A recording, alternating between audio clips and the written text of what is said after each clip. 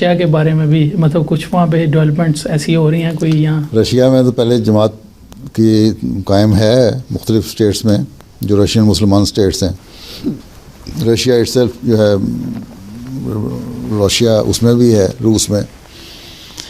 लेकिन ये जो रूस मुल्क है वो तो ईसाई है, उसमें तो ठीक है, लेकिन जो मुसलमान मुल्क हैं उनमें जमात की मुखालफत शुरू हो गई। लेकिन उसके बावजूद बैतें भी हो रही हैं, जमातें भी कायम हैं, मुखलिस लोग हैं। रोज़ मुझे अब तो यहाँ हमारा खुतबा वगैरह और वेबसाइट भी उनकी बनी गई है, खुतबा भी ट्रांसलेट होता है उनकी ज़ुबान में।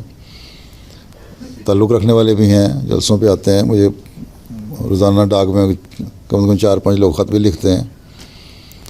तो ऐसा ऐसा हो रहा है। इंशाल्लाह एक वक्त आएगा जब खुलेगा, कोई ना कोई ब्रेक थ्रू होता है किसी वजह बनने से, उसके बाद फिर रास्ते खुलते हैं ज़्यादा। अभी तो एक स्लो प्रोसेस में चल रहा है काम।